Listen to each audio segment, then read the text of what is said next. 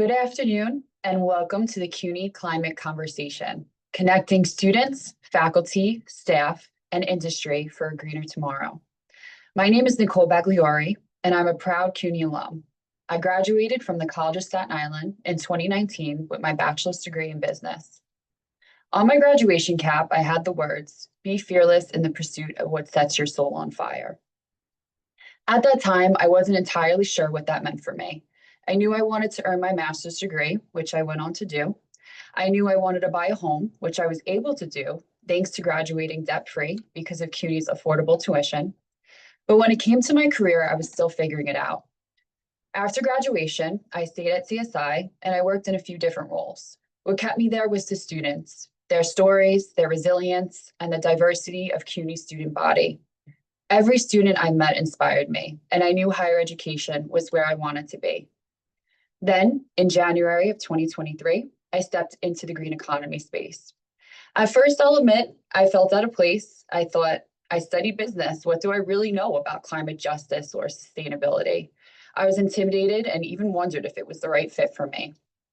But as I connected with more students, faculty, staff, industry partners, something shifted.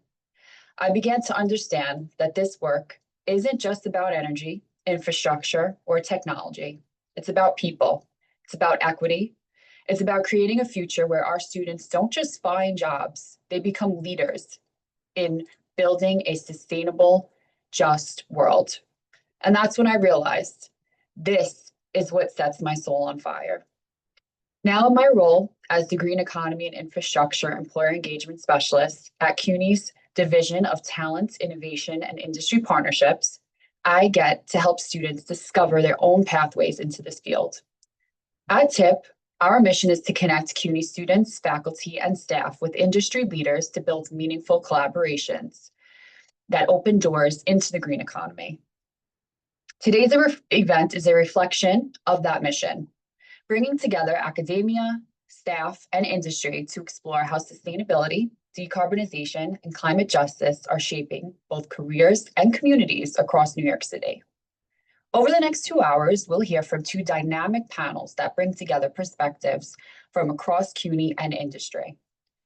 Our first panel will feature CUNY faculty and staff with a focus on climate justice, sustainability, and research.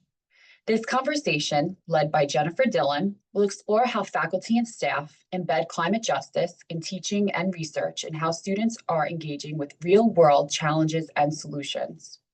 Our second panel will highlight voices from industry with a focus on climate careers and innovation.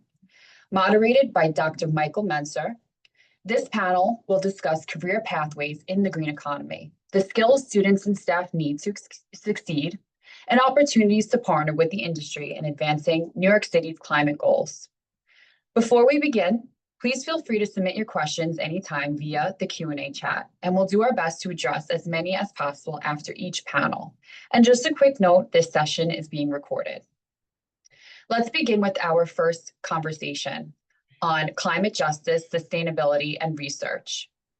I'm excited to welcome Jennifer Dillon, Senior University Director of Talent, Innovation, and Industry Partnerships, who will moderate this panel and guide the discussion on how faculty and staff are connecting students to research climate solutions and meaningful career pathways.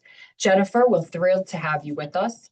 Perhaps you can start by sharing a bit about your role here at CUNY. Hi, everyone. Glad that everyone is here. Good to see you, faculty and staff who have joined us, and industry, of course. So as Nicole just said, my name is Jennifer Dillon. I am the Senior Director for Talent, Innovation, and Industry Partnerships here at CUNY Central within the Office of Careers and Industry Partnerships. And what this means is that my division works with industry to form relationships and partnerships that benefit industry and CUNY in equal measure. So as Nicole just said, our panel conversation is going to focus on how faculty and staff across CUNY are bringing climate justice into the classroom and into their research, and most importantly, how they're connecting our students with the real world challenges and opportunities of this particular moment in time. As we know, or maybe we don't, but as we know, CUNY is uniquely positioned. We are the we are the nation's largest urban public university system with 25 colleges and almost 500,000 students. Our students are New Yorkers. They live here in New York. They stay here in New York. They are on the front lines of climate change. They see firsthand the impact of extreme heat, of flooding, air pollution, and inequitable infrastructure. They are also our future workforce. They are our next scientists and our planners, educators, policymakers, organizers who will shape our city's resilience and sustainability.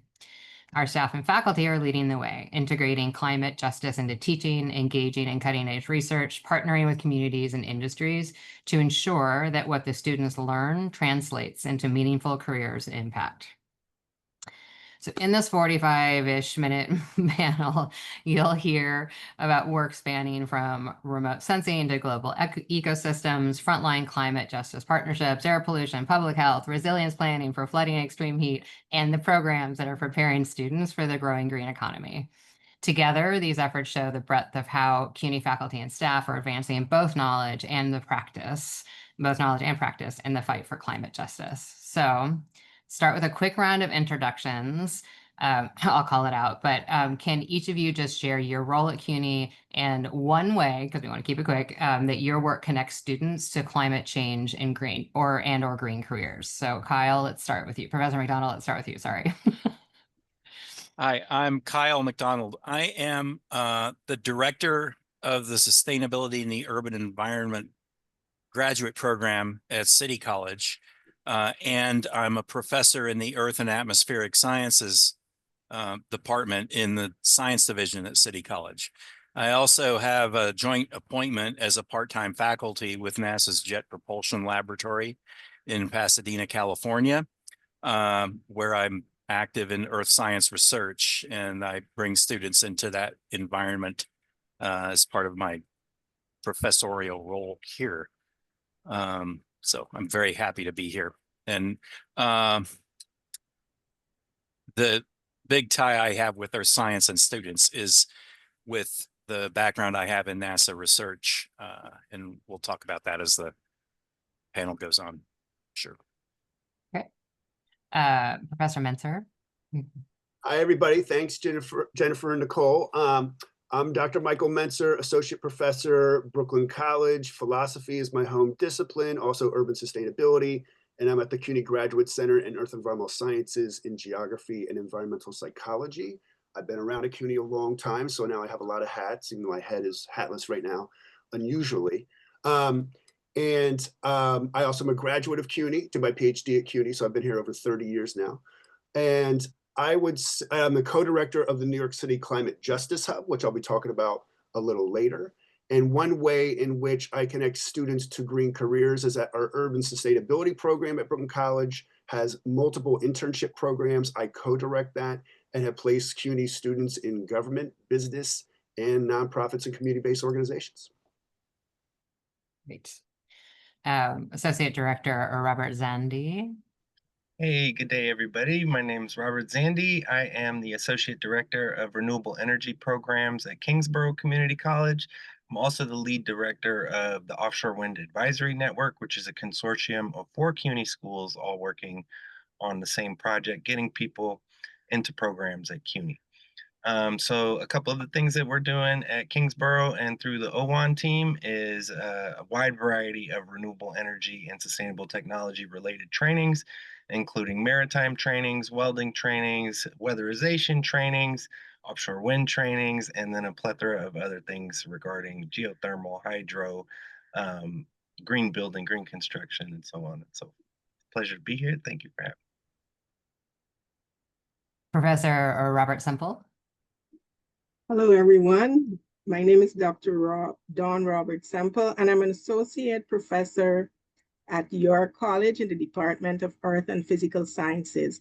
My area of specialization is air pollution characterization. I look at how air pollution levels are affected by meteorological parameters. So we're talking wind speed, wind direction, relative humidity, and things like that. And then I look at the cumulative impacts on respiratory health.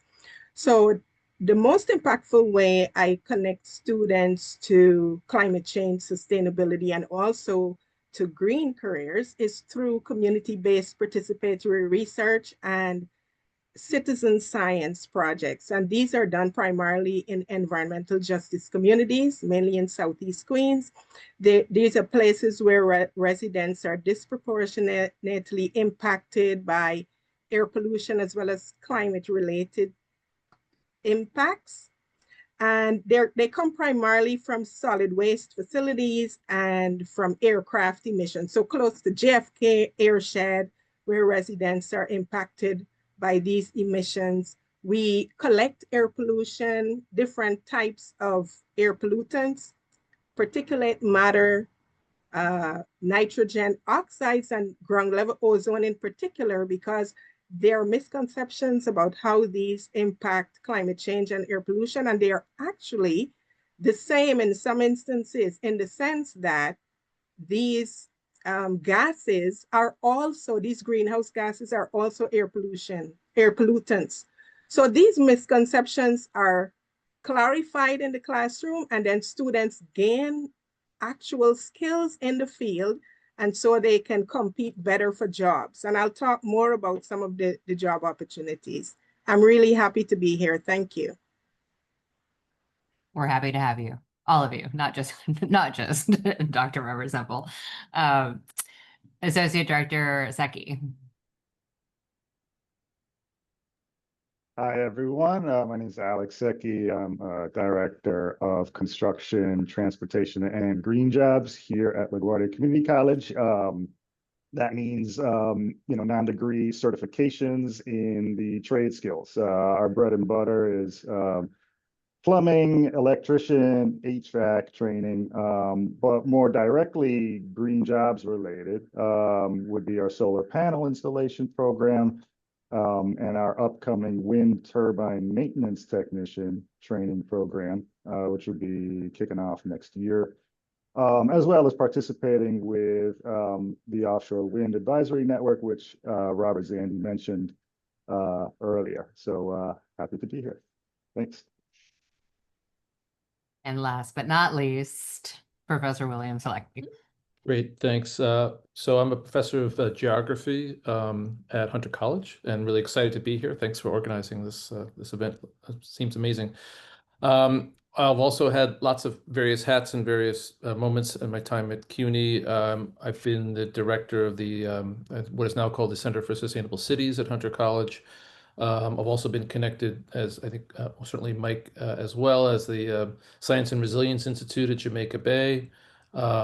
Also back within Hunter, the Roosevelt House Public Policy Program, but that also sort of more broadly within the CUNY community, myself and others with the CUNY Climate Consortium, which is trying to sort of bring together all the various resources and perspectives that people have with respect to the issue of climate and questions of research, teaching, and training. Outside of the CUNY world, I've also been connected to a lot of NOAA-funded projects, many of which are continuing. One of them specifically is something called the Consortium for Climate Risk in the Urban Northeast, where we look at questions of climate resilience and adaptation, both to extreme events and sort of long-term shifts in weather.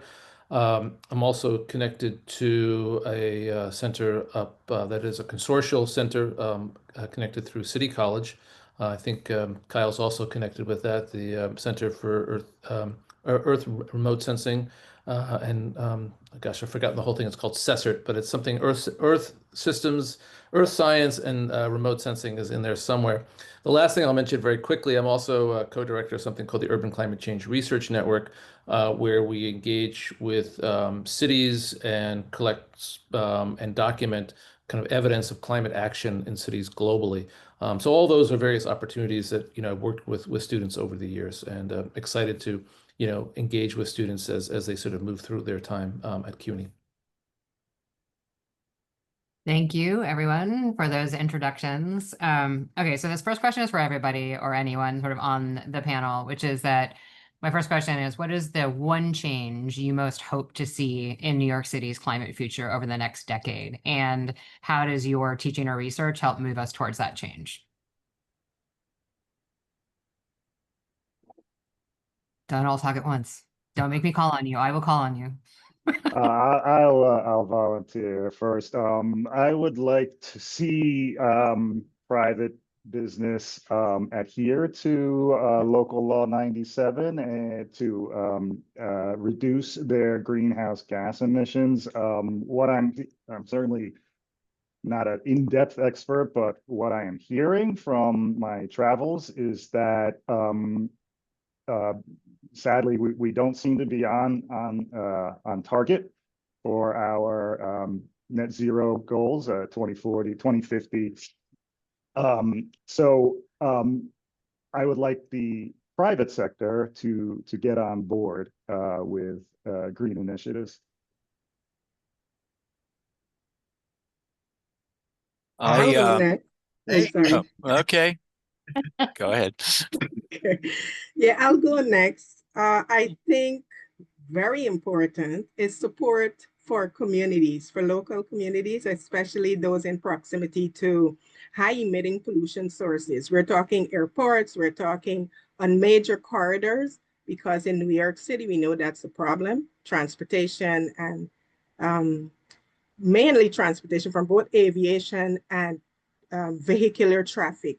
So, and also from waste transfer facilities, solid waste facilities. I think more support needs to be garnered for those communities, because there have been cases where research has been conducted, but the results have not come to fruition, in the sense that the funding has been interrupted. This is one thing that has happened recently. I know most people here, it's not a secret, most people here know that the current administration has terminated many of the funding, the grant funds for the projects, rather, for researchers who have been doing this research. I think it's important that that funding is restored, because in Southeast Queens, so much research has been started. We've gotten very good results, and then the funding was terminated. So I'd really like to see that. I know teaching in the classroom continues to happen, so students are really gaining the knowledge they need, but those things need to be put into practice, so that science is not just a performance. It brings change, real change to communities that are affected by these environmental problems.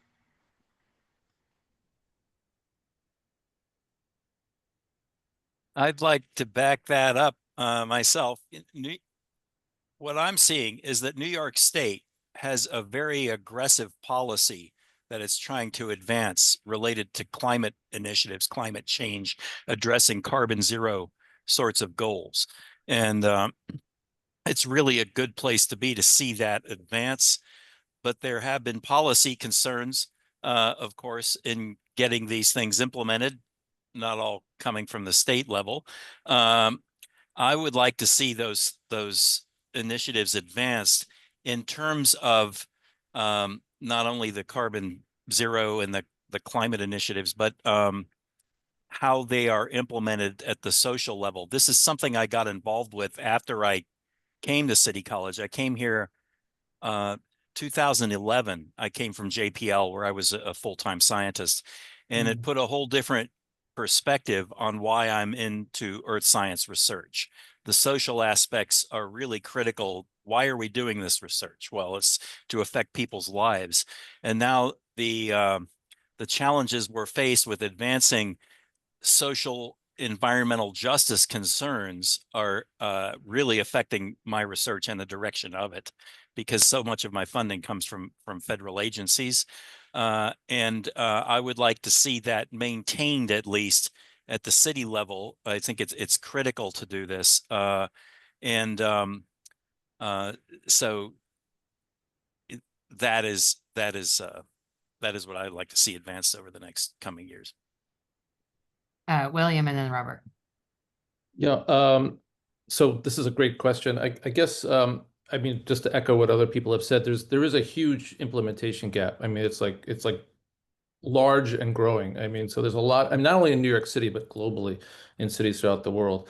So there's a lot of stuff that's being proposed. Really, very small amount of that is actually being implemented, let alone evaluated. And so one of the things I would love to see is, I mean, this is, maybe this sounds like too practical or whatever, but to really understand like what's been implemented already, to the level it's been successful, and to sort of understand how to translate those stories outward to a greater number of communities. I would also say that, there's a lot of pushback on, climate stuff from lots of different levels, even at the community level, because they see it as potentially, there are other issues that are present within many communities in the city. And so I think one of the things we need to also do as educators and sort of people involved in this question is to highlight and to better articulate sort of the co-benefits that go along with climate practice, right? It's not just about climate change. It's all these other things. It's social justice. It's sort of employment. It's training. Maybe better and a bundle of better service provision issues within communities. And I think, it's in that context, getting to Kyle's point, that there'll be more effective engagement, more equitable engagement, and potentially more implementation. Sorry to be a downer. I'm sorry. No, I mean, you're talking about the different rubber meets the road, right? Like we have to do the baseline. We need the mapping, we need the pathways, we need the pipelines, we need all of that to make it work. Otherwise, it just stays in this theory space. And that's not why, to Kyle's earlier point, that's not why we're doing the work, right? Like we're doing the work to make people's lives better, presumably. Robert, sorry, didn't mean to step on your. No worries. So I think this is a great question. I also echo the sentiments of the other panelists. I'd like to also, contribute that I would love to see continued scaling of renewable energy and sustainable technology trainings throughout New York City, specifically for EJ and DAC communities. If you're on this meeting and you don't know what an EJ or a DAC community is, that's an environmental justice or disadvantaged community. But I would also like to see that coupled with more accountability and commitments from employer partners to actually do some hiring from the graduates of these programs and work with the colleges to identify the skills and certifications that they would like to see students coming out of these programs with, to ensure that the students that are graduating have and meet the requirements that those companies are looking for. So that'll reduce their training costs and their overhead overall, but also just guaranteeing that some of these graduates are actually able to secure meaningful and gainful employment at good wages, not just, minimum Yeah. wage. I honestly could not have asked for a better segue, so perfect. The next question for everybody is, for those students who really want to get into this work within climate justice, what are the most important skills or experiences that they should be building while they're with us here at CUNY? And for those of you who have relationships, close relationships with industry partners, are you hearing consistent skills that both the industry partners and maybe the community partners tell you that they're looking for?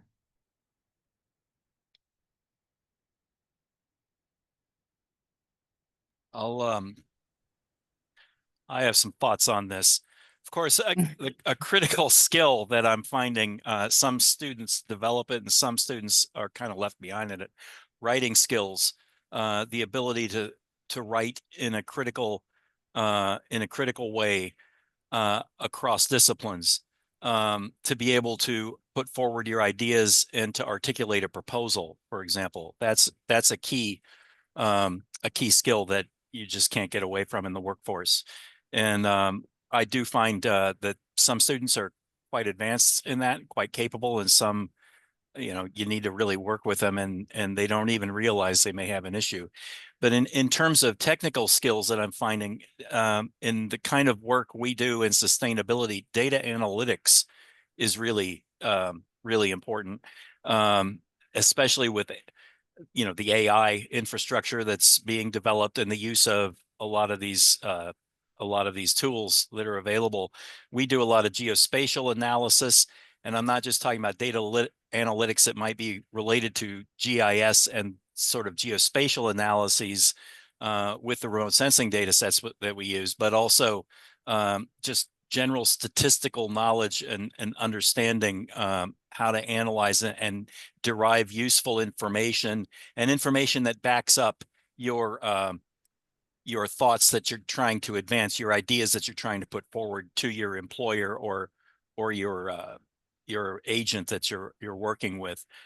Networking and team building is the third item I wanted to address. We do work on that in our sustainability program. The students come from a variety of backgrounds, and they do a capstone project in a team environment, and they learn some of those skills that are necessary to be able to network not only within your own discipline, but across disciplines, to be able to speak the language of multiple communities and to take your ideas and cast them in a context that can be understood by those communities. So the networking is key, especially when you have the kinds of concerns that we're trying to address here, which are highly interdisciplinary and bridge across a variety of communities, both technically, scientifically, and socially, the social networks.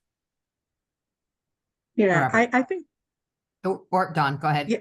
yeah, I think from the perspective of academia, one of the most important ways that these students can get connected or they can really make a difference is to connect with faculty mentors. I think research is indispensable. Just getting close to a faculty mentor who can help them in their area of interest, in the laboratory, in the field. It's important to gain these skills because they're exposed to real problems so that when they're employed, they know how to apply them. I think having the hands-on experience helps them, and science is demystified because now that it's not as abstract as it would have been without the experience. I think simple things like conducting a literature review after collecting the data, analyzing the data, like Dr. McDonald was saying, it's important that they understand how the raw data is translated, how it's interpreted.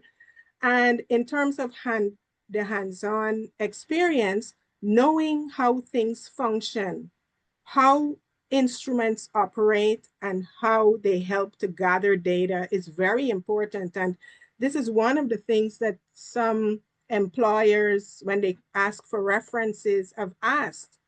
What has your student be engaged? What have your students been? What were your students engaged in terms of research?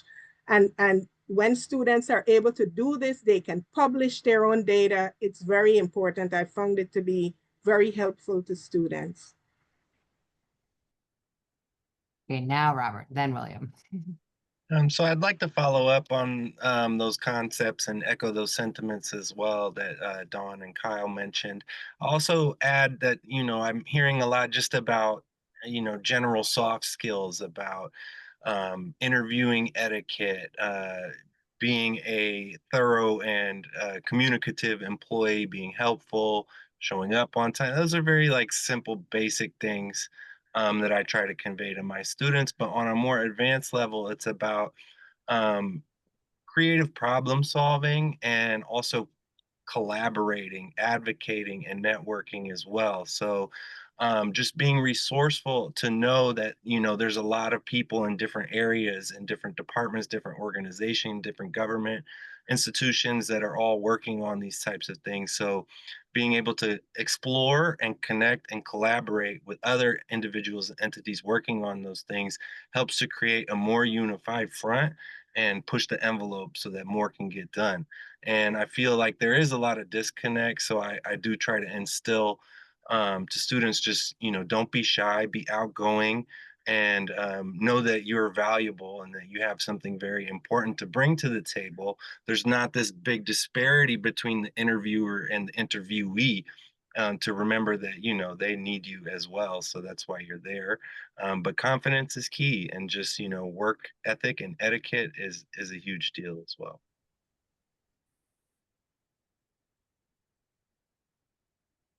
William, did you want to add to that, or did you? Well, yeah, I mean, I just so much agree with some of the other folks. I mean, technical skills, interdisciplinary perspectives. I mean, so much of the work in this space is interdisciplinary or transdisciplinary, multidisciplinary.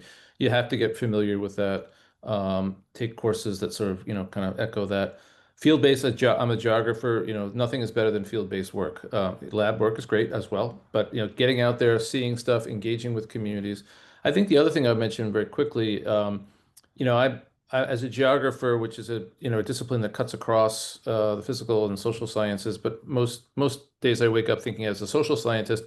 As an undergrad, I took some physical science courses, in fact, a lot of them. And I think it's that sometimes people sort of jump through that and jump over that and say, well, I don't really need to take a chemistry course or a biology course or, or environmental science course. Those courses really help, I think, from my perspective, lay a really great foundation for whatever direction you might want to go into, whether it's remote sensing or technology approaches or policy or advocacy, et cetera.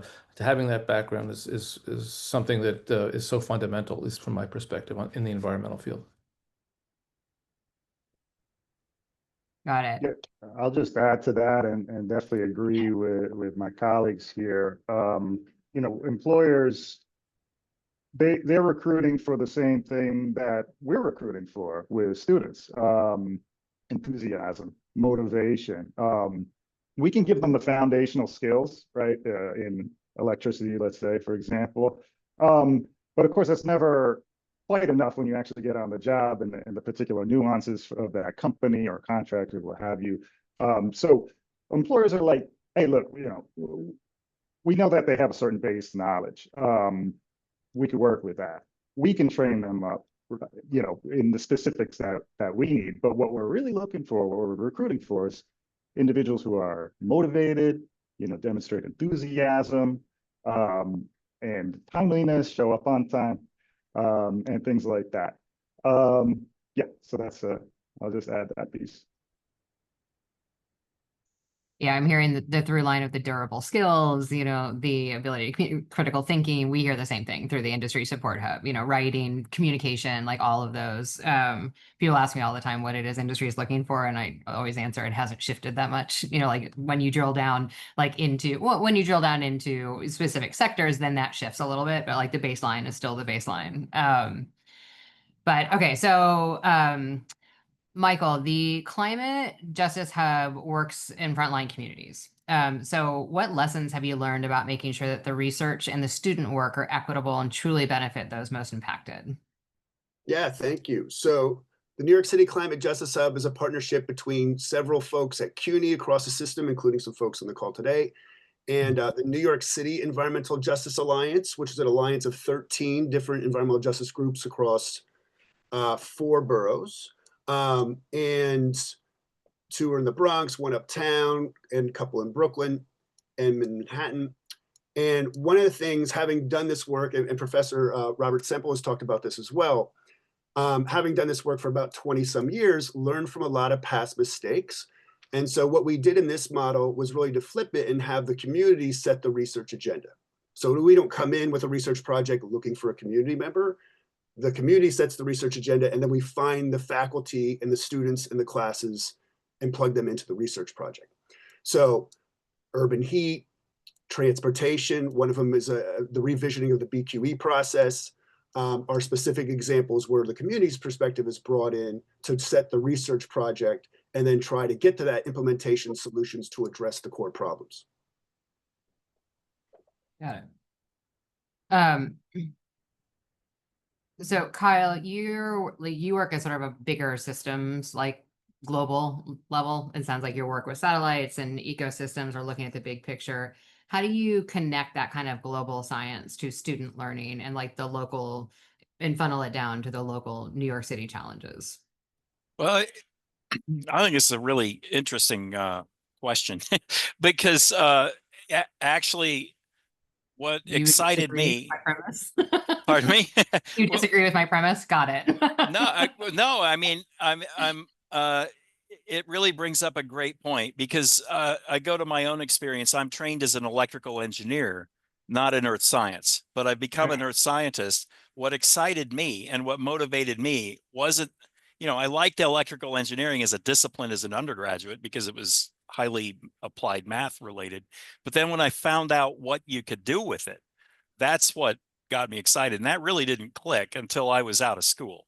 And then I went back to school and got a PhD because of this. But I think I see the same kind of things I try to bring into the classroom, where I'm teaching earth science and I bring in the global perspective of data sets that I work with NASA. This cartoon you see over here, this is the NASA NISAR satellite, which was just launched in partnership with the Indian Space Agency last July, and it's now going through checkout.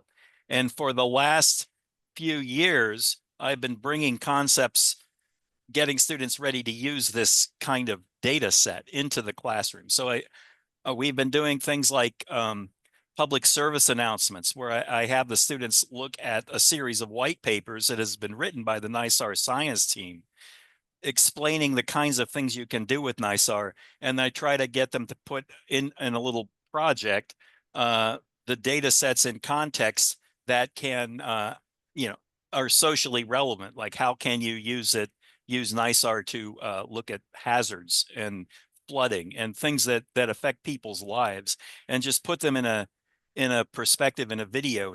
We broadcast them around campus at the monitors we have and things like that. And that's one way I try to bring those kinds of things into the classrooms to get students excited. The other way is through our capstone projects, where the students self-organize around tasks that a professor mentor puts together to solicit a team of students. And this is something that's done at a master's level, but in a group. So they're doing master's thesis kinds of research as a team. And I've brought in several aspects of the remote sensing research I do into the capstone environment. We have looked at things that have gone into something that's a current events thing, such as assessing damage in Ukraine related to the war using remote sensing data sets, which is something we worked on with the United Nations. We've also looked at wastewater spills along the Mexico-California border because of mismanagement of sewage treatment, to see what the effects are on the coastal environment there, bringing that in. Also looking at fire risk out west, and how the advancing severity of wildland fires in the west is leading to increasing effluent into the marine environment. Is there a connection there that's actually suffering from marine health? Those kinds of applications, which are highly technical in how you have to address them, really get the students enthusiastic about the application and the kinds of things you can address with these data sets. Fascinating. I could listen to this all day long. But, Dr. Robert Semple, I wanted to ask you, talked very clearly, and even I understood it as a non-scientist, about the particulates, and particularly around, what you study, and particularly how it impacts the communities that live there. So I'm curious as to how, what you think the most urgent threats that New York is facing, sort of within your field of study, and how your students are helping to tackle those threats. Thank you for that question. Presently, the leading environmental health issue in New York is air pollution. So it's very important that we understand the connection to climate impacts. And because there's so many risks due to all of those exposures I spoke about earlier, transportation, main corridors, airports, solid waste facilities, it's important that those are tackled, so that those cumulative impacts I spoke about earlier, respiratory problems, and because these are also affecting rising temperatures, because air pollution levels interact, the pollutants interact, particulate matter, as well as the gases, the NOx and the ground level ozone I mentioned. These contribute to extreme weather events. They exacerbate flooding. There are heat-related illnesses. There is mold infestation. All of these issues are so important that we have to find ways to reduce them. And it's not just New York City, but air pollution, according to the World Health Organization, is the #1 environmental health issue in the world, claiming more than 7 million lives every year. So it's important in New York City in particular, these issues that present both challenges and opportunities for students, they can become advocates for health literacy. They can, through the training that we provide, become more prepared to help solve these problems. And some of my students have been doing this. They've been citizen scientists, they've become community change makers, but they've also held very important jobs in New York City and in other states as well. I can name a few of them. Justin Holder is a project manager at the New York City Office of Environmental Remediation. Myra Guman is in Texas as an emissions evaluator, the Texas Commission on Environmental Quality. Jamelia Jordan is on our campus in the Department of Environmental Health and Safety. Vimal Sumai is a New York City Environmental Health Officer. So our students are really helping in the process, and we just would like to have the funding to continue this work, and we can actually help. I mean, environmental scientists like myself and students help to bring solutions to the problems that face us today. So I obviously want to leave some time for, we do have some questions coming in from the folks in the audience, but I do have two more quick questions. Well, maybe not quick questions. We're going to make them quick. Okay. So for Zandy and Zaki, workforce development is so central to CUNY. I mean, to everything in the world. I'm a workforce development person, so like that's always my lens, you know, but particularly to CUNY's climate mission. So how are your programs in particular sort of preparing students for green careers, and what partnerships do you think we need to expand access to?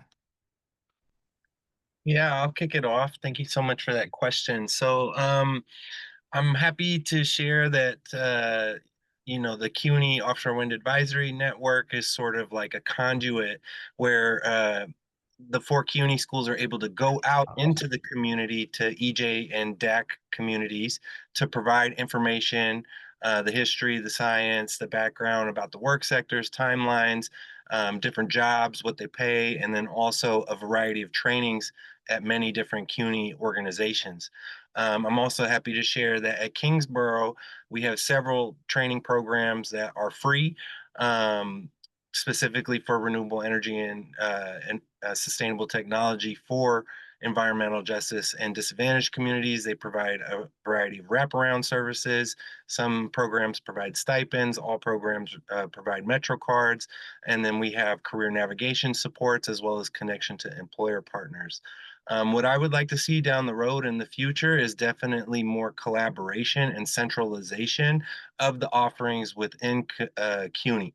So ideally, I would love to help work and continue to work on a CUNY-wide green consortium where there's a centralized location where the community has access to the wide variety of offerings that are within CUNY. Something I find when I'm out in the community is that people just don't know. And even though we have this robust team of 4 CUNY schools working on the OWAN project, it's almost impossible to reach everybody. So I want to create a system and a place in which there's much easier access to the community so people are aware of the opportunities and the training programs that are available to them. And then, ideally, maybe fingers crossed somewhere down the road, we can get some funding available through CUNY Central to have funding available for any CUNY campus that wants to pick up like an intro training to renewable energy and sustainable technology that will segue into the variety of trainings that are available throughout CUNY, which will help create more awareness and more enrollment in the programs. Well said, Robert. And I'll add that, taking the step of Nicole, thank you again for organizing this. I think this is a great step in kind of unifying the campuses and delegating responsibilities, and isolating whose expertise is what school's expertise is perfect match for whatever initiative we're going after. I'll just add that now I sort of lost my train of thought. But sorry, I lost my train of thought. Where was I going? Well, anyway, No I'll just end on that. Yes, thank you. No worries. All right. So Williams, lucky this last one is for you. So I actually have a question specifically for you in the chat, so I'm going to do that. I'm going to switch it up. Okay. But I was all prepared for that other question. Well, okay, you I'm want me to joking. ask the other question? No, You know, no, I'm good. Whatever you want. Okay.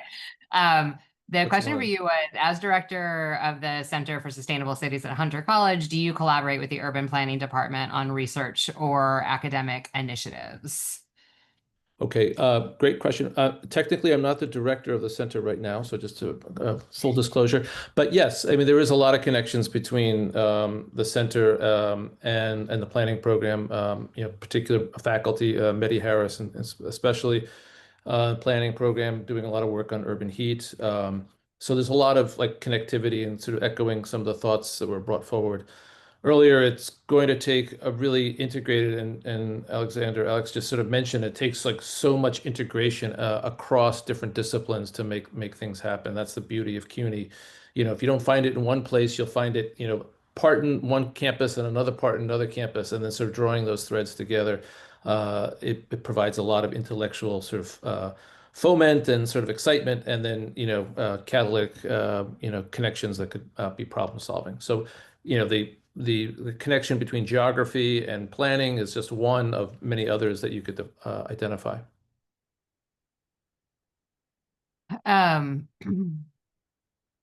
So back to your original question, because I kind of feel like it connects a little bit, which is that your research looks at how cities adapt to flooding and heat. So from your perspective, what are the most pressing resilience challenges for New York City, and what are some of the roles that students can play in addressing them? So, I've been reflecting on this question, and also, but it sort of in some ways echoes. I mean, to me, if you look at the vast, I apologize, my head is in this sort of like big assessment report that I'm doing at international level with cities globally. And what the evidence comes back is the big issue that Mike and many other people are working on. It's equity, and it's sort of engaging with, taking ideas and science knowledge and putting it into practice. Kyle also mentioned the institutional, it's the everyday kind of experience, and how to translate that, both translating the knowledge, the science knowledge, into things that are practical and doable at the urban scale, but also to sort of do it in a way that promotes and sort of forwards a notion of trust and equity. Because, you look globally, what's happening is that there's just a lot of pushback in terms of climate action, on all perspectives of, the political spectrum, right? So, I want to be clear on that. And it's not, so, and I think that we need to, as researchers and educators, better kind of articulate a process to sort of help us move forward, because there are certainly some significant incremental steps, and the work that the folks are doing on this call is illustrative of like some really cutting edge stuff. But it's unfortunately kind of more the unique case, in other cities than the typical, right? So New York is really out front in this space. The work that CUNY is doing is really out front, but it's not the standard. So when I was thinking about, maybe you were expecting a science response or a technology response. A lot of that stuff has been benchmarked. We kind of know, we have a broad understanding of the physical science. Lots of questions remain, but it's actually putting it to practice. That's really the big challenge. Working with people, working with communities in ways that they can appreciate and recognize, given everything else that's sort of, pressing on them in their daily lives. Got it. So a question from the audience. When it comes to climate justice and sustainability, are there pathways to bring narrative into both written and verbal science communication, especially making it more relatable to the public/local communities I think that we're talking about, basically turning complex scientific research results/papers into something that can be understandable to anyone? Could I just add a little riff on that? I mean, definitely the community levels, but even like I was at an event yesterday at Roosevelt House at Hunter College. We had like 50 mayors in the room, and like they don't get it either, right? It's sort of like the old ad or the joke with the dog. They hear blah blah blah blah blah, and then the dog's name and blah blah. Yeah. Translating it to politicians is equally communicating it to politicians is equally hard. So just throw that up. Yeah, we had a research team at the Climate Justice Hub that did exactly this. It was working with Nostradamus, who's in the Bronx. And what it did was it was a youth education focused effort. So it was high school students who are trained in the ecological vulnerabilities, are really informed about the ecological vulnerabilities of that part of the Bronx. And then they interconnected it and interwove it with the history of the neighborhood. And then they used the game Jenga to show the different blocks that were issues in the physical space in the neighborhood, and then did maps. And they learned GIS and brought those in, but it was very much tied to the narrative history of the communities who had been active in fighting for health and equity and justice in the neighborhood. And it was one of the first projects that were finished as part of the hub. And then they've had multiple events, and it's going into other high schools and in other parts of the community. But that was just an example of that for that question. I'll quickly respond to that. There is a project that I'm engaged in right now with the Eastern Queens Alliance, and SUNY Buffalo and Dr. Emily Bovino in the Department of Fine Arts. There is a technique called sonification that transforms air pollution data into sound. So instead of representing the air pollution levels in graphs and so on, graphs and maps and things like that, residents can listen when the levels are increasing. There is a high pitch, there are these discordant sounds that would communicate to them when the air pollution levels are rising, when they're falling. So they're variations that they can literally listen to. And for students, they can engage in multisensory learning, the residents as well. So they're using other senses to perceive what's happening in their environment. And in another part of Southeast Queens, in my work with the Icahn School of Medicine at Mount Sinai, there was a team of students, they're graduate students, who simplified the material so that the instruments that are used, they're pictorials, and they can just look at them and they're better able to understand what's being used to collect the data in the community. So it's a lot more friendly. I mean, it's user friendly. These instruments become a lot easier to work with. The portable low-cost instruments become a lot easier for them to understand. For data interpretation, we do similar things, create very simple pictures and so on that they can just look at, and they get it not always right away, but it's a lot easier than reading a paper or just talking to them. Kyle, and then William, and then Robert, and then we'll have to wrap up for the next panel. Okay, I just had a couple thoughts on this. One that's it's more ecology related and not environmental justice, but some of the work we're doing with NISAR is looking at coastal inundation in wetland systems. So we have, for example, some coastal marshes around Long Island Sound we're using to develop some techniques. And it turns out there's an Audubon Center at one of the key marshes we're working with. And I've had to be very active in engaging with them. They're very supportive of having us working in their backyard to install sensors and things. But, you have to really be enthusiastic and engaging in order to reach into their community. They obviously have a lot of concerns environmentally about the marshlands we're working in, concerns about endangered species, migrating waterfowl, turtles, amphibians, things like that. And making the data that we use or the information products we develop relevant to that community so that they see the utility in it and they can use them for informational purposes is something you really have to be willing to engage as a scientist. We're not always very good at that because we're so into fulfilling, the latest grant research constraints that we're given and things like that. But this is really like extracurricular sometimes until you get that developed. In terms of environmental justice, what we have done for NISAR, a couple of springtimes ago, we actually hosted a workshop here at City College that was focused on how can we use these new data sets that are coming available, specifically from NISAR, in environmental justice concerns. And we invited a lot of people from city agencies around New York. The mayor's office was represented, along with the NISAR science team.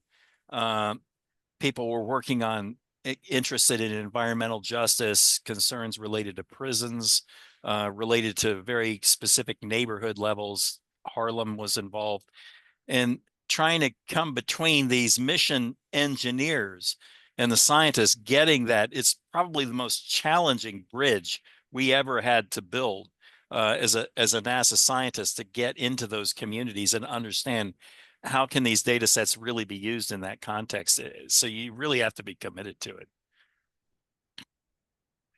All right, everyone, thank you so much. Sorry, I have to cut our conversation where it is because we have to be mindful and polite to the next panel and not take all of their time. So I want to thank everybody who joined us today. Really deeply appreciate your time and your insights.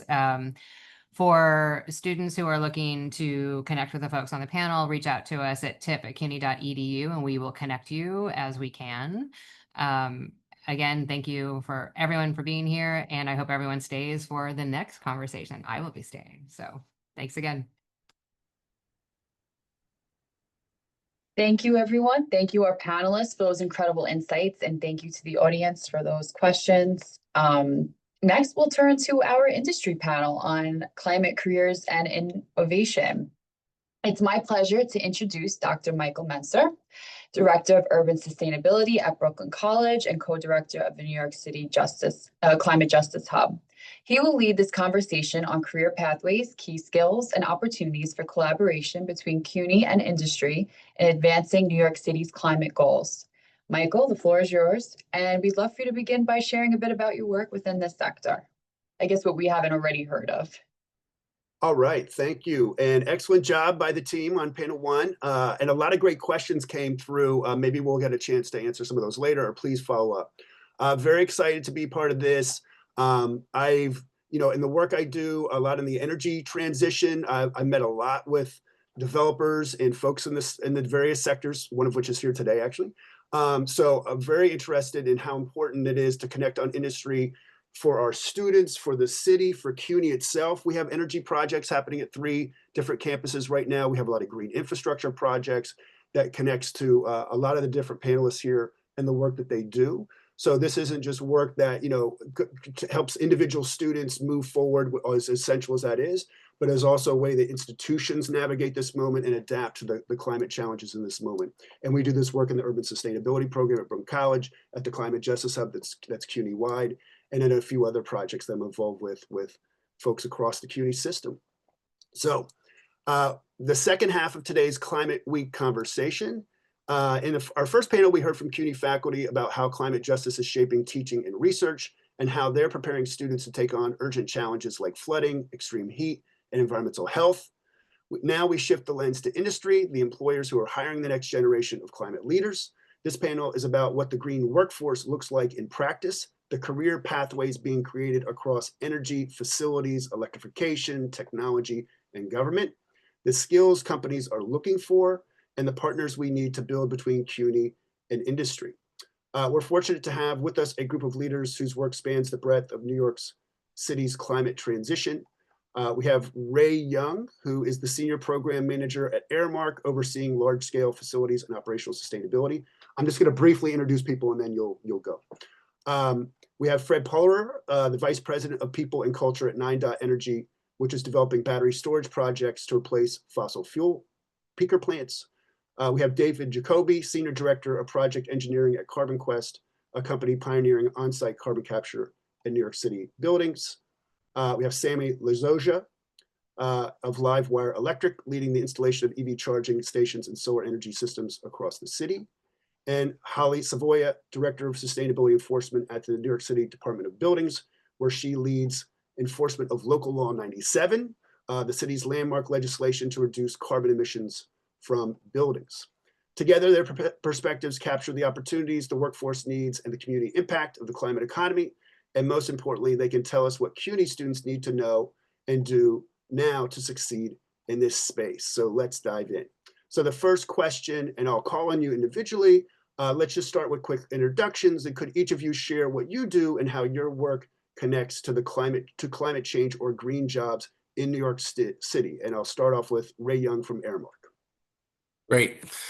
Thanks so much. First off, thanks so much for having me. This is, I think a great discussion. So a little bit about myself. I've been with Airmark Engineering Solutions for about 18 years. Currently, I'm the senior program manager, leading a comprehensive energy efficiency program with one of the largest state-operated agencies in New York State, operating at about a $50 million annual utility budget. As I mentioned, it's a comprehensive program and it's been extremely successful to date. We have cumulative savings exceeding about $700 million. So making a large impact, on New York State operations. Now, how do we do that? I mean, we provide energy engineering resources to implement both energy and carbon emission reduction strategies. So a variety of different projects, operational strategies to help this agency, meet their goals. And in addition to that, I'm also the head of our internship program. We've been partnering with CUNY on our co-op program to bring students on board for, real facility focused internships and, getting hands-on exposure to a lot of the industry, both from a, an energy and carbon reduction perspective. So, all right. Thanks. Thank you, Ray. And from 9 Energy, Fred Poehler. Apologies, I'm mispronouncing Fred. All good. Thank you, Michael. Yeah, no, Fred Polera, Vice President of People and Culture. It's all right. No one's gotten it right in my 40 years plus of existence on Earth, so it's all good. I head up our HR team here at 9 Energy. We are a project developer, owner, operator of battery storage systems throughout New York City, hyper-focused on New York City. I'm also a CUNY alum. I went to Queens College, graduated back in 2000, but excited to be here. Thank you for having me. Thank you for the invite. I am responsible for all things HR, from recruitment to training and development to performance management, et cetera, but I'm also responsible for ESG. I'm responsible for EH&S and also compliance and reporting. So I look forward to sharing some perspectives today. Thank you. Thanks, Fred. Next, we have David Jacoby from Carbon Quest. Yeah, hi. Thanks for having me on. So first, a bit about Carbon Quest. For about the past 6 years, we've been developing carbon capture technology that we aim to install as a retrofit solution for existing buildings or industrial plants. I've been with Carbon Quest for about 5 years myself, and my role is to be the kind of like the implementation guy. So we have a product development division within the company that basically develops and manufactures the equipment, but then I have to facilitate the install primarily here in New York City, several buildings so far. So I oversee the entire process from initial permitting to installing the utilities that are going to support our equipment, to install, pulling it all together, to final commissioning and getting it up and running. And these are pretty complicated systems. So that's basically what I do. Thanks. Thank you, David. Next, we have Sammy Lazoja from Livewire Electric. Also, hopefully I got that right. Yeah, he did all right. Thank you guys for having me today. Great panel, great discussion. My name is Sammy Lazoja. I'm the CEO and founder of Livewire Electric. We're a premier electrical contracting service here in New York City, New Jersey, and a bit more of a regional installer. We're focused on clean energy transition involving solar installation, EV chargers, and breaking into the battery storage facilities across the city. One project that we're especially proud of is Wildflower Studios, one of New York City's largest community solar systems here in New York. And looking forward to discussing with the panel some of the things that we could do to better transition into an energy efficiency. Thank you, Sammy. And from New York City Department of Buildings, Holly Savoya. Hi, good afternoon. Thank you for having me. Just one correction. I've moved on from enforcement. So now I am the Director of Sustainability Outreach and Assistance at the New York City Department of Buildings. And I lead a team of advocates who are tasked with getting the word out about the various sustainability local laws and the energy code in New York City in an effort to get us to a more sustainable city. And one of the things that we are currently working on is a workforce development task force, for which the goal is to align New York City's workforce with the increasing demand for high performance buildings. So happy to join. Thank you for having me. Thank you, Holly. So our first question is for everybody. What excites you most about the future of climate careers in New York City, in your sector, and how does your current work reflect that? And we know this is a time of great instability and conflicting forces and so on, but so feel free to address that too. But really, what's exciting you in terms of the work that you think is going to be able to continue right now? Sammy, you want to go? You want to start us off? Yeah, sure. So what excites me is the electrification is starting to scale. We're starting to see more and more solar panels installed on parking lots and on larger facility buildings. EV chargers have now gone to installs at college campuses, multifamily buildings, both luxury and affordable housing. I would say like for students to focus on the distribution, electrification, and grid integration for a growing market. So these are some of the things that excite me about the future of climate careers in New York City. Thank you. And we have 2 solar arrays being installed at Brooklyn College, my own Brooklyn College, and we did a geothermal pilot over the summer. So that's also some things that are happening. Fred, did you want to jump in on this one? Yeah, I'll jump in. I think, as Sammy said, the electrification's huge, right? The load of New York City has always been huge. My career started 20 plus years ago at Con Edison. And so now to come full circle back into energy and now from a different lens. And so being able to partner with the city, being able to partner with the utility, being able to partner with contractors and things of that nature of how we're going to address this. But what it does is it puts New York City at the forefront of climate careers, right? We need to start making that shift away from, the fossil fuel peaker plants that come online during the summertime, and how can we sustain the load growth of the city by way of renewable sources, and how are we going to get that into the city, right? And that's what NineDot's doing by way of the battery storage, right?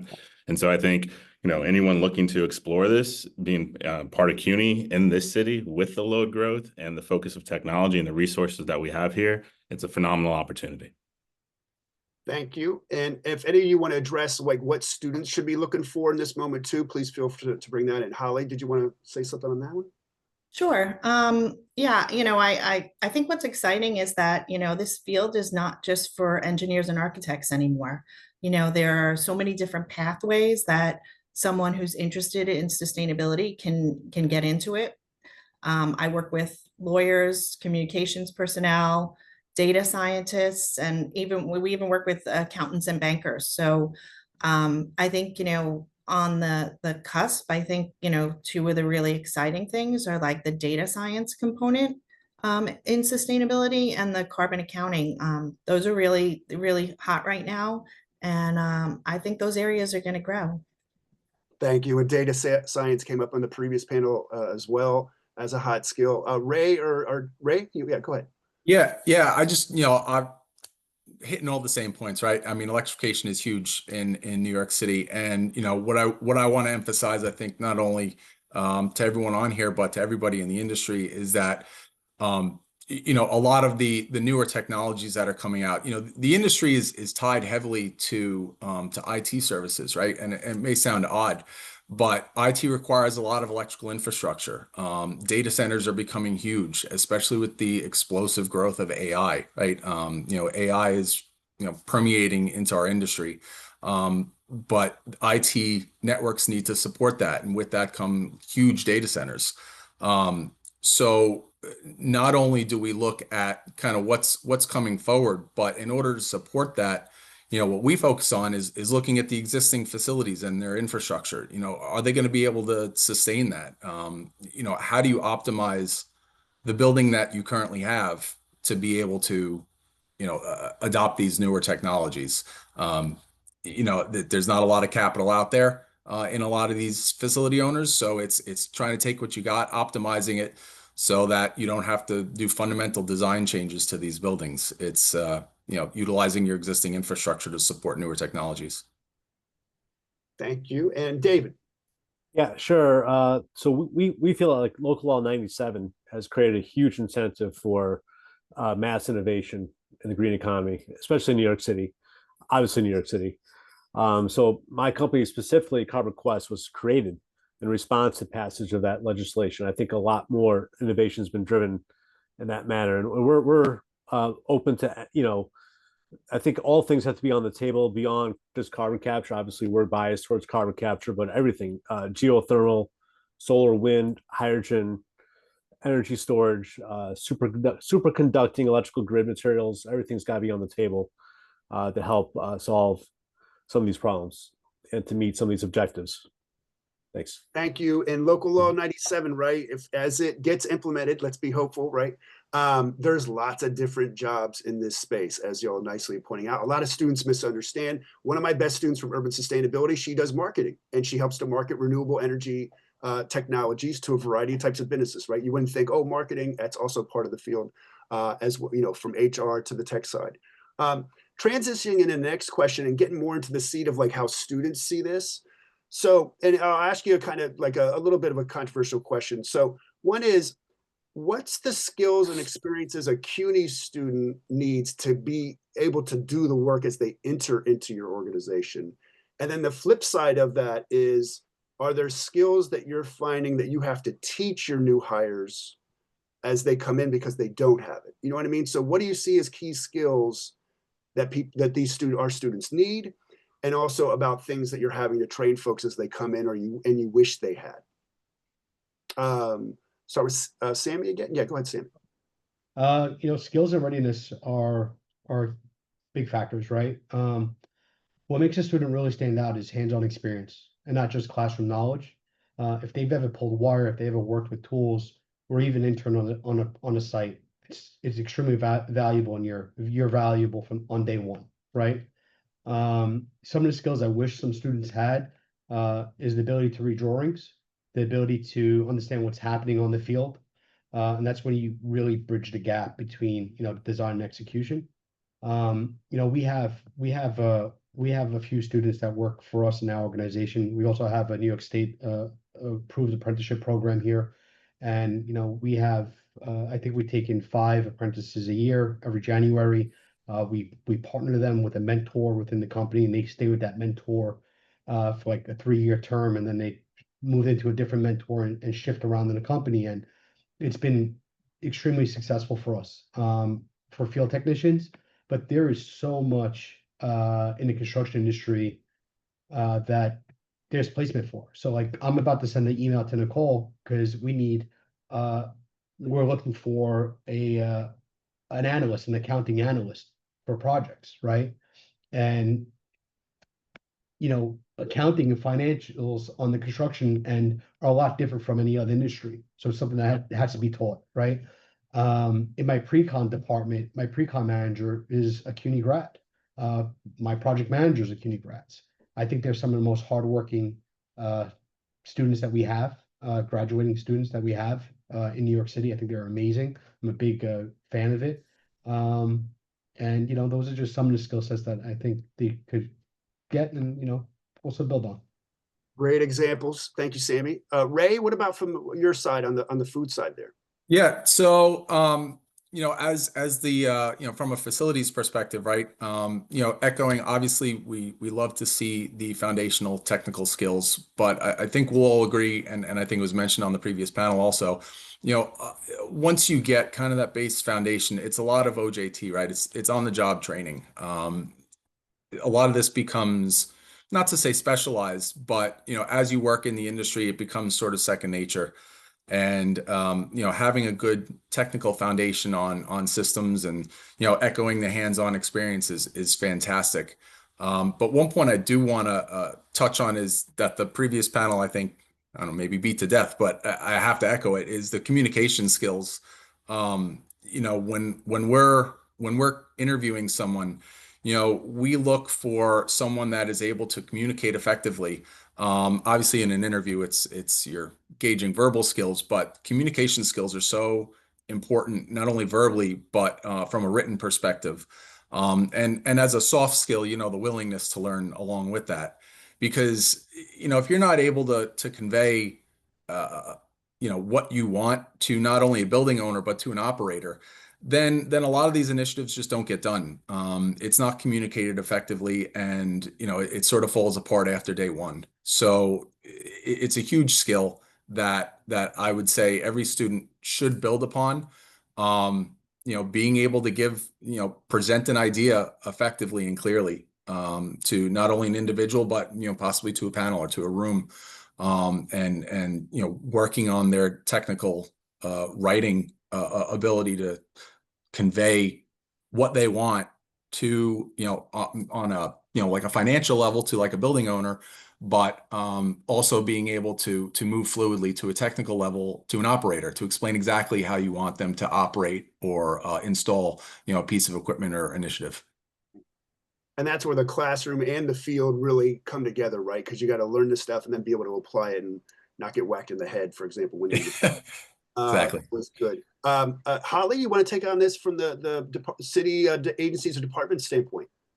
Sure. Yeah. I mean, I can't echo enough what these two gentlemen just said, because for me, it's, I don't actually look for the experience so much as I look for the passion, right? So if you're passionate about sustainability, you're interested in it, I can teach you what you need to know. And the writing, the communicating, the, orally being able to, be coherent and getting your message across. We're dealing every day with building owners and service providers who they need to know what they have to do. And it's really important to be able to tell them exactly what they need to do, so they're not left out there hanging saying, I don't know how to comply with this. I've done the work in the field, but I just don't know how to get the message through to the city that, it's been done. And I think the only thing that I would add to what was said is organizational skills, because it really, really helps to have, someone who's organized and can be able to track what you've done, right? So a lot of what we do is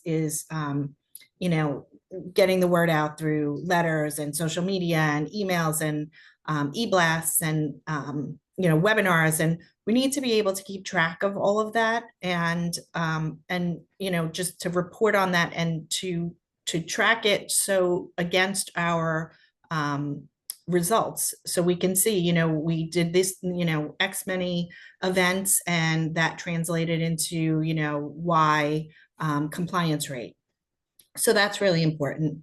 And then, in terms of like a skill that we're having to teach or not seeing, I mean, I'm going to be a little controversial when I say this, and students can feel free to disregard what I'm saying, but dress appropriately when you come to work, because it shows your professionalism, right? So if you're coming to a job interview, dress for a job interview. If you're coming to work, dress for what your work is.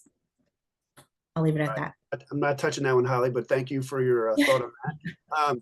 I think David, then Fred. Yeah, sure. So I feel like the kids coming out of college these days have a lot of baseline skills that we find very valuable. For instance, CAD skills, SolidWorks, that kind of stuff, very helpful, very valuable for us.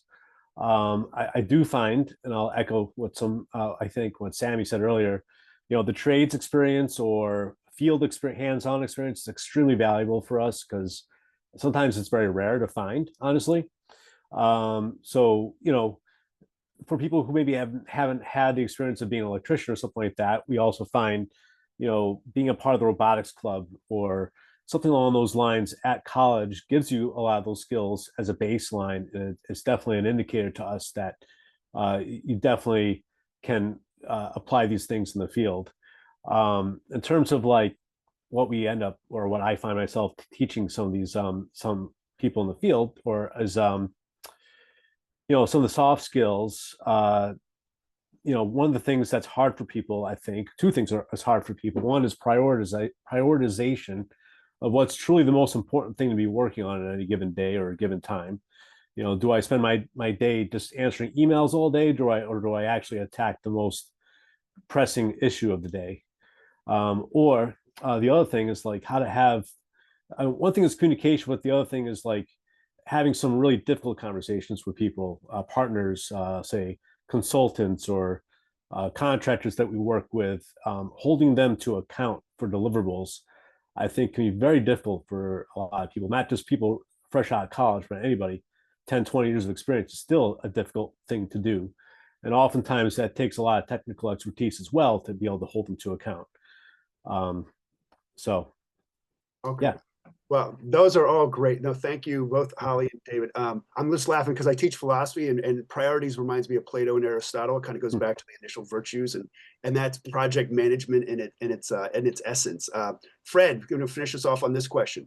Sure, no, thank you. Yeah, again, we'll echo everything everyone else has said, but I think for, what I see is, at 9 and it kind of goes with what Holly said earlier, there's a variety of skills that can come into this industry, right? And they're all necessary, whether it's marketing or finance or HR or engineers. But I think someone who's going to be real successful is able to kind of straddle the line of all of those areas. And so someone who comes in understanding the technical side of, I must just speak to it from 9's standpoint, like electric engineering, right? And being able to understand the electric infrastructure and the grid, but then able to layer on top of that the policies that are out there from a federal, state, local level, and then how we can also look at the financings and things of that nature. And if someone comes in with that robust skill set and able to connect the dots, not meaning to play on our name 9 by any means, but if we're able to connect those dots, it'll help a long way in their success here, right? I think from, things that make someone stand out to us, our director of strategic initiatives, I'll give her credit, Carlin. She kind of coined this phraseology that someone who's successful at 9 both a mix of someone who's interactive and proactive, right? So it gets back to that communication skill, that cross collaboration, and stepping into the ability to do such. And then the proactive is, can you go deep in your subject matter expertise? And once you've done that, how can you stretch beyond that, right? And it gets into something called learning agility. How can you understand what to do when you don't know what to do? And how can you build on those prior concepts in order to be successful in these situations? I think something that we regularly teach ourselves is more specific to the nature of our work, because we are super focused on battery storage. But that's something that I think we're constantly having to do, whether someone joins us from another developer or from Con Edison or somewhere else, we're still having to educate with our processes and whatnot. Well, again, thank you. That was a great overview. Thank you all for that. Going on now to policy and compliance, and I'm going to let Holly sort of shape this for us. Local Law 97, Holly, coming back to this. From the Department of Buildings perspective, what should companies and students know about Local Law 97? And for the rest of you, how are your organizations preparing to meet these carbon reduction targets? This has come up a little bit. So Holly, please start us off on this. Sure. So the one thing that people should really know about Local Law 97 is it can be very expensive to an owner if you're sticking your head in the sand.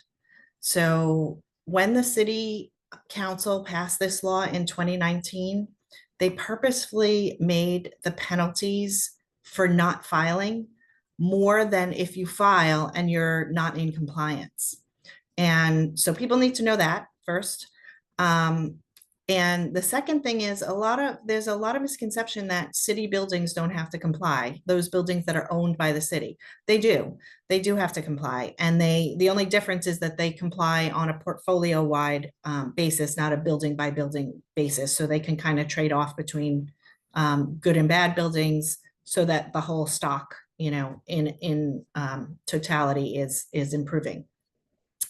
For those city buildings, the Department of Citywide Administrative Services, or DCAS as they're referred to, they manage the compliance with that. So as students, what you would need to know, or you should be interested in, is that there are jobs within the city that are not just on the compliance side, the regulatory side, but they're also on the side of the buildings as well, in terms of meeting the goals and the requirements. for a number of years at the DOB and along with other agencies, we worked with DCAS to come up with a new civil service title, which is called an energy conservation specialist. And that's a big development. A lot of the new hires that we have are coming in under that title. So it's exciting. It's energy individuals are getting their own niche now. And I think one of the biggest workforce needs for Local Law 97 is involves the trades. So we're losing a lot of seasoned and experienced tradespeople who can actually implement the work that needs to be done to bring these buildings to to meet the goals that we have for the city. So we need a way to address that from a workforce perspective in terms of bringing more people into getting these tradespeople trained and ready to go. Well, thank you. And another crucial point, which CUNY has a lot to think about as we better do a better job on that. Continuing, I want to go to Ray. Aramark is improving energy efficiency in New York City facilities. And I want to come back to the student dimension of that because you've had projects with CUNY interns. How do students contribute in this internship? And what do you think, lessons from that, thinking about what students can learn and the kind of skills that they develop and the kind of contribution that they can make, knowing that internship is still that initial level? Yeah, definitely. Like we touched on before, there's a foundational level that they learn when they're in school, and it's great. But a lot of that does tend to stick to a theoretical perspective, right? So you come out of classes and you say, oh, hey, this is great. I know how all these systems work, and I took all these classes on it. What we find with our internships is a lot of times it's not always, but a lot of times their first exposure to commercial level equipment, right? They may have a boiler in their homes, or they might see a relatively small size commercial system. But if they're walking up to, let's say, like a 500 horsepower fire tube boiler, fills up an entire room, they go, oh man, this is way different than anything I thought of in a textbook. Chiller systems, all this equipment is new to them. So what we do, our approach is really taking the time to elevate those fundamentals to a functional knowledge, and utilizing that functional knowledge. We place them at multiple facilities, so we don't have them necessarily stationed at one of our buildings.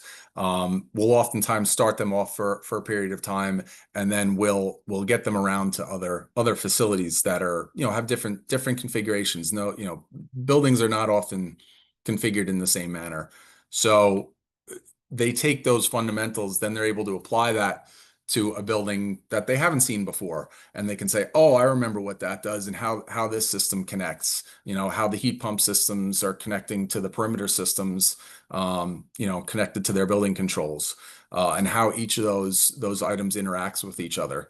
And using that fundamental knowledge, once they understand all of those interactions on a practical level, then we can kind of, I use the term loosely, turn them loose and allow them to really, observe what's going on in the building and, provide recommendations. They're working directly with our site engineers, say, hey, I noticed this, that it seems different than what I noticed in the other building. So and they'll walk around with our site engineers, confirm it. They'll be able to put together a calculation for, hey, this is how much we're wasting by operating it in this way. Here's a proposal I have, or here's a new technology that I learned about in school that I think might be applicable here. They'll put together a report, which is what I said, the communication skill is extremely important. And we encourage them to present it to the building administration. So we allow them to do that directly to build those skills. And then once it gets approved, we work with them to help execute it. We really try to let them stand on their own 2 feet and get a holistic approach from project start to finish. A lot of times it's not, a couple day process. I mean, it could take weeks, months, sometimes years, right? I mean, sometimes they'll start an initiative and then they leave, their internship is done. Right. So, but it's something that they can be proud of that they started. Right. That- No, that's a great, and I love the evolution of like what they're doing, getting the familiarity, and then and they go all the way through to the report and communication. Thank you for that. And going to Sammy and Fred. Sammy, Livewire installs EV chargers and solar panels. Fred, 9 is deploying battery storage. What are the biggest opportunities and challenges in electrifying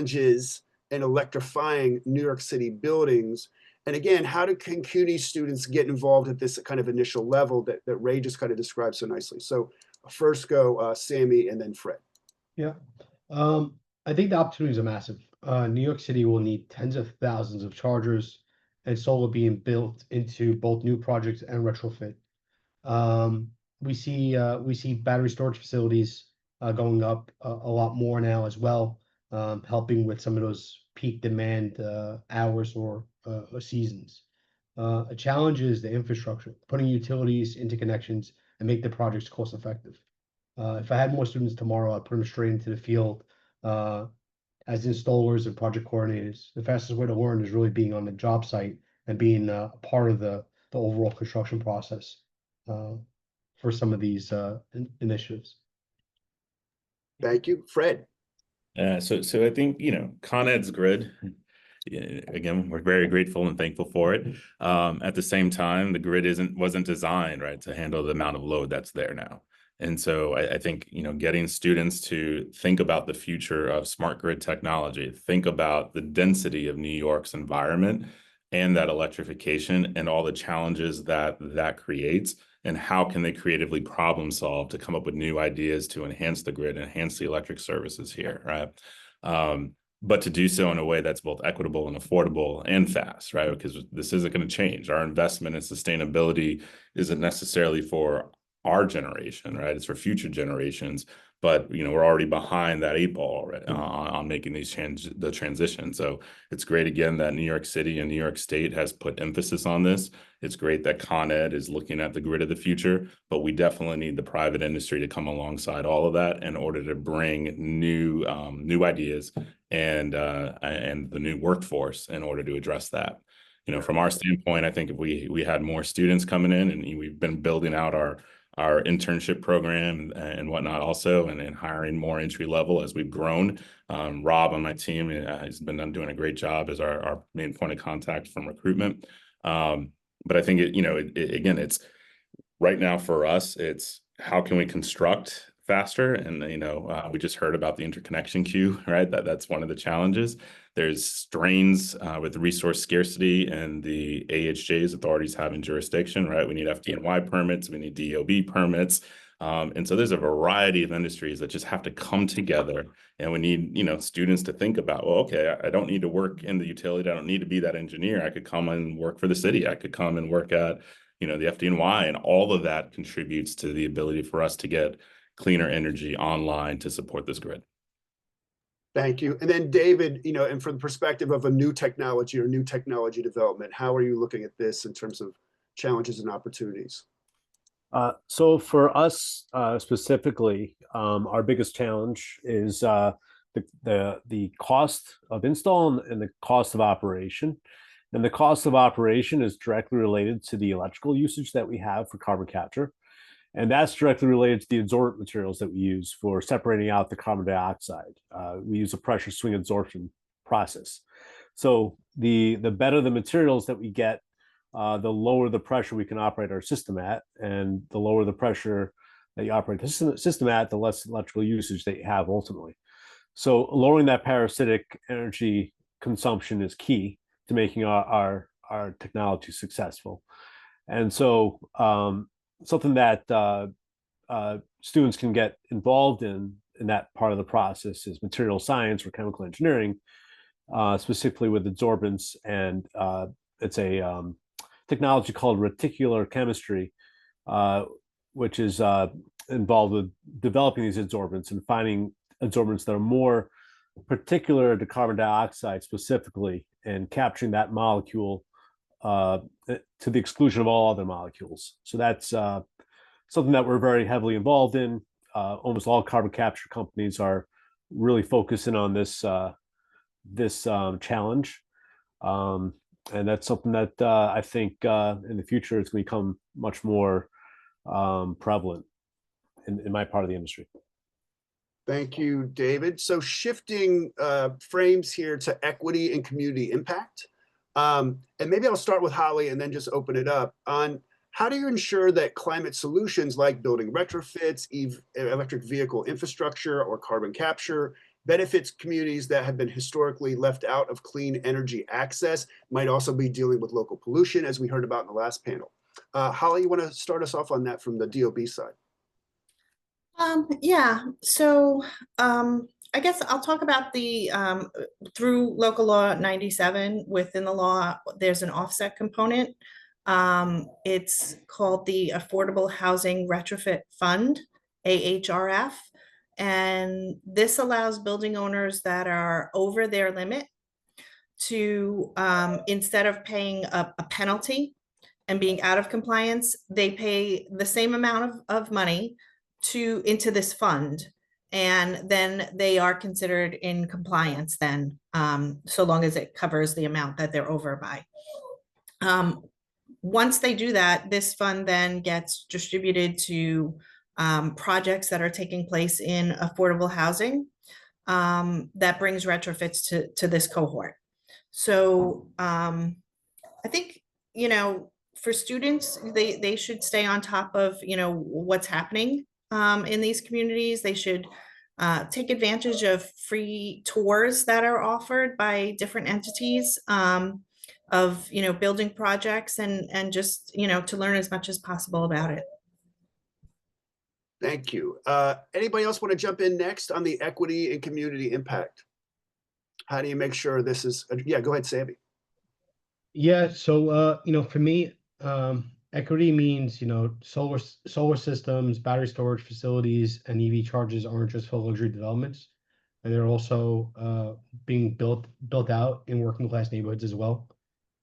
Students can help by working with community organizers, local property owners, tapping into programs and incentives that bring clean energy to where we need it most.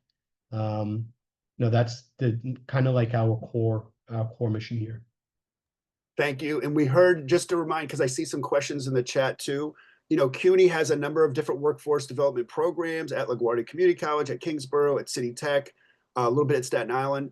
And so for folks, especially on the trade side, who want to connect with this, so many of these programs are free, and there's ways of getting that classroom experience that goes into field experience very quickly. Anybody else on the community impact and equity side? Yeah, I'll jump in there, right? So again, we've heard already about like the peaker plants. Peaker plants are traditionally located, right, in historically marginalized communities. And so they are there spewing out the pollutants into those communities, and those communities have a higher rate of asthma and things of that nature, right?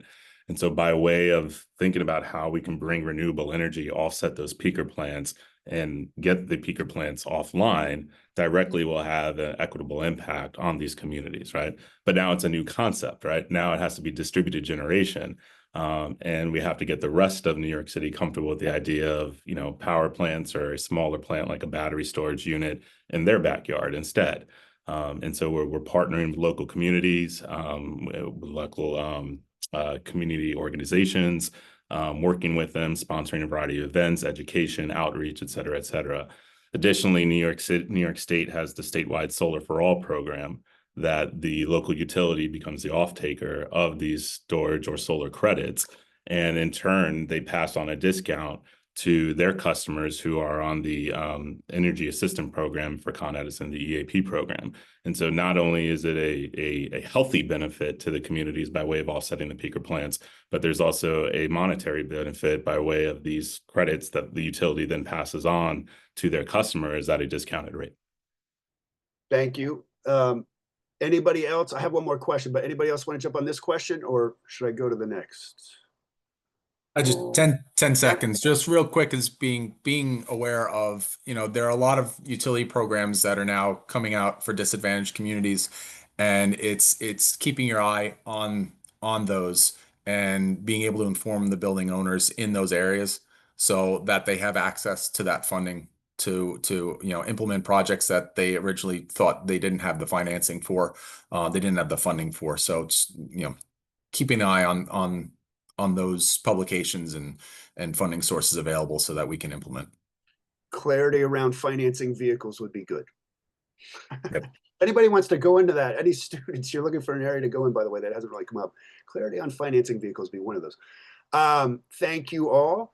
Shifting gears a little bit, again, coming back to the student aspect, can anybody share a student story, someone who worked for you or interned, who kind of came in and was able to really flourish with your firm or in your area, and you could kind of see their trajectory? Maybe someone you work with, you've seen it, but anybody have some student stories that they would be willing to share with us? Yeah, I can jump first. So actually, I think he's on the call now. So we had an intern student last year who joined us through the co-op program, and was immensely successful, right? He was a CUNY student from City College. His name is Nick Mateus, so you can see his name up over in the attendees over there. Nick was a phenomenal communicator. He had a great technical understanding of systems. In a minimal amount of time, he was kind of up and running, independently.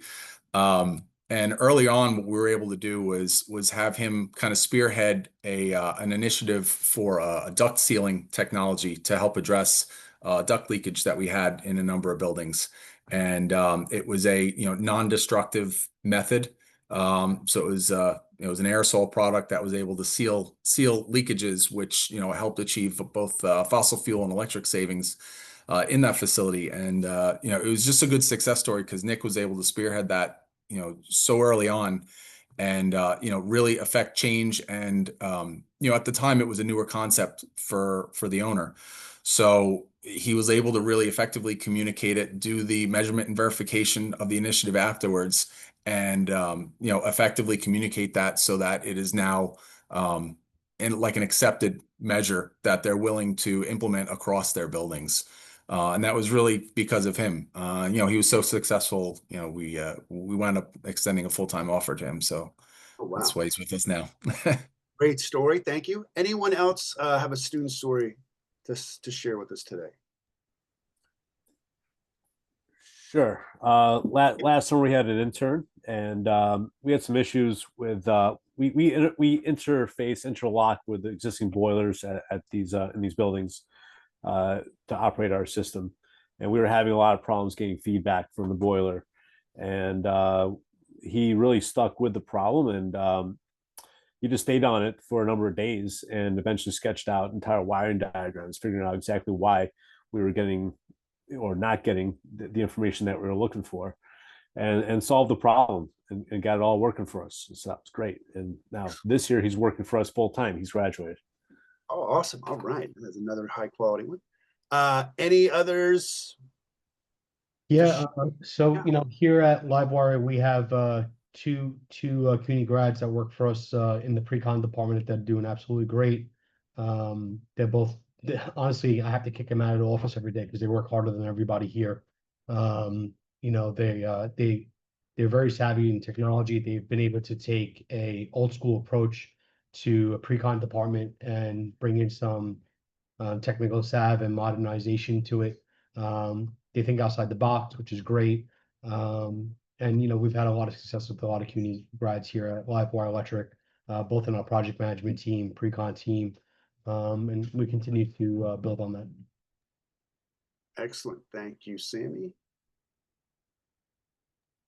All right. And yeah, Fred. Yeah, I was just going to highlight, I think, we've had some tremendous interns over the past few years, and, from doing projects to look at in tariffs and charging rates and things of that nature, to geographical maps and, where the sites are located and things of that nature, or like, how do we ingest our operational data from our batteries, right, and store it in a data warehouse. And so the contributions that our interns have made have, tremendously impacted and continue to impact the organization. And another project is just simple things like tracking our contractual covenants to make sure that we remain in compliance with all of our third-party partners, right? So again, interns are a huge asset and part of our ecosystem here at NineDot, and extremely grateful for all their contributions. And thank you. And also, there are a lot of questions about jobs and how to get jobs in this field. And that's another thing we should mention is compliance. And of course, Local Law 97, as Holly knows, there's a whole compliance regime that has to be created, not just on the enforcement, but figuring it out. And so as the transition happens, there's those skills that are needed on that regulatory compliance, both on the government side and within the firm, right? To make sure that you are fitting in with the schedule of demands. So that's another skill set. And by the way, this is humanities majors. When we talk about communication, when we talk about the ability to project manage, when we talk about the ability to collaborate and get the information you need for a question or a problem, these are classic humanities major skills. They're also classic field, being in the field and having to problem solve in the field skills. So they really are diverse on the major side. So because sometimes people, they think they have this major and then they're just stuck in this major. You can transition across. And I wonder, are there any skills that you'd like to see more of, or certificate programs out there that when you are hiring, and I know that you're all in different phases in hiring in certain ways, but is there a certificate program out there or a specific skill set that you're like, yeah, we're often looking for people, and this is a question from the chat, we're often looking for people with these skills or with this certificate, possibly. Sammy, where you going?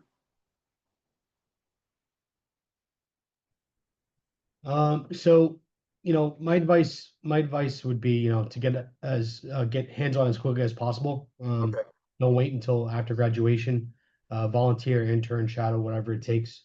One particular step is joining a project where you're actually installing or troubleshooting equipment. This way you get some basic knowledge of the overall construction site. Great, thank you. Holly, did you have anything on this one? So I think I don't have a particular certificate that I recommend for students, but there are a lot of free courses, like CUNY BPL puts out a lot of free courses that cover all of the local laws that my team supports. That's the building performance. You mean the building performance lab? Yes, So yes. CUNY building performance lab. Yeah, thank you. Yes. And other, there are other courses that, they could take to become more familiar with what's going on specifically, in New York City, but sustainability in general. And I think, if I had to give advice to students, I would just say, don't say no, just, go and try something. And, you may take something away from it, you may not. But more often than not, you don't always know what you're getting into before you take the certificate class or the course or even the job. And you walk away, with a more defined pathway in terms of, what you're interested in, or, something, a new idea that comes to you about, oh, I think, that seems like something I could do. So just, never say no. Thank you. In our urban sustainability program, we moved from offering an internship course to mandating it, and really just encouraging them to do multiple internships. You can't, like you're all saying. So we're one example that's tried to do it, and also summer jobs. And don't even think about it, kind of even go back to what Sammy was saying. Just do something in any area to figure out if you like it or not, right? Because sometimes finding out you don't like this is good, or you're not good at this is very helpful. And then also different firms have different frames, right? So just because you're turned down by one firm in a field doesn't mean that another firm in the field you wouldn't be a right fit for. And I that's something that we see a lot as well. I think we're coming up on time. I'm watching time. Don't worry, Nicole. And we're doing good. I mean, it's pretty good, Nicole. I think we've hit pretty much all the topics here. Just going through the questions one more time. I mean, there's a question about, is there anything else people want to bring up on the energy side that folks are working on that hasn't been mentioned yet? Waste came up, utilizing a waste stream for energy. there's also, we haven't talked about thermal energy networks too much, or we've talked about energy conservation, just anything else that people want to just bring up of other things for students and folks out there to be aware of as we navigate this moment.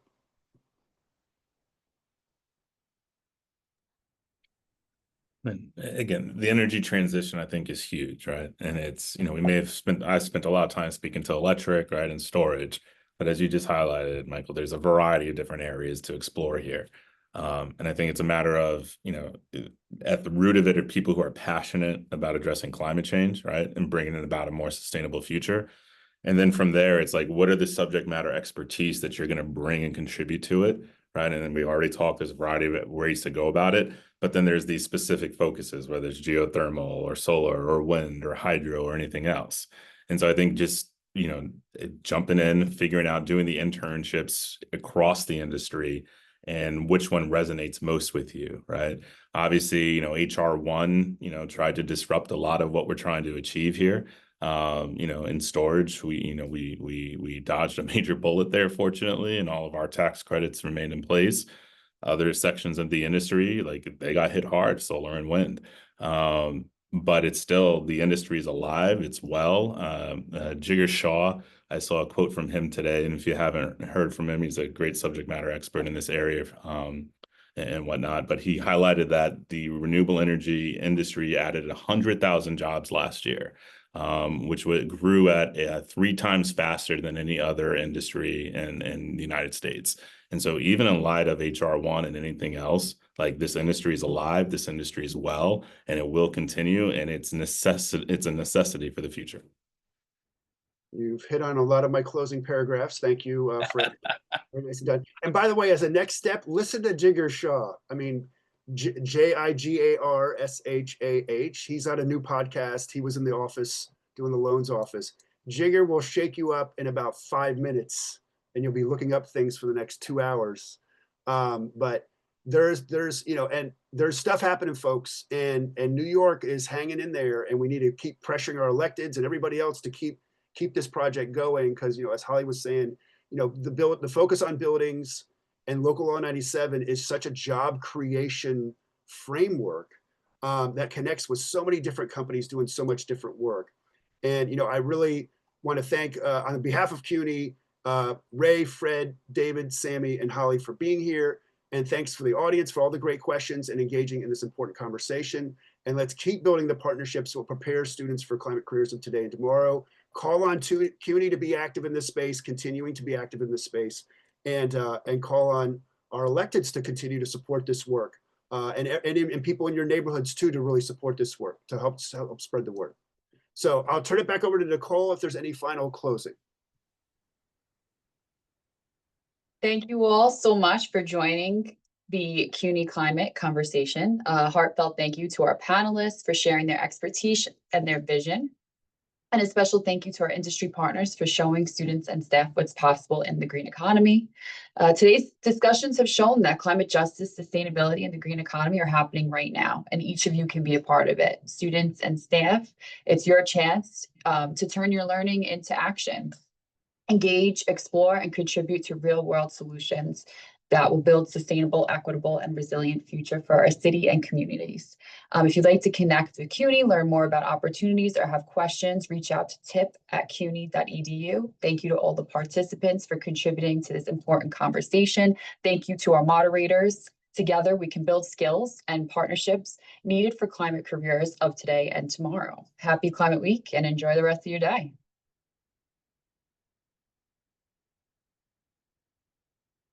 Yes, builders or anything? Thank you, guys. Thanks, everybody. Great panel. Thanks, so much. everyone. It was great meeting you and participating. Pleasure meeting everyone. Thanks, Nicole. Bye. Okay, take care. Bye-bye. Thanks. Thanks.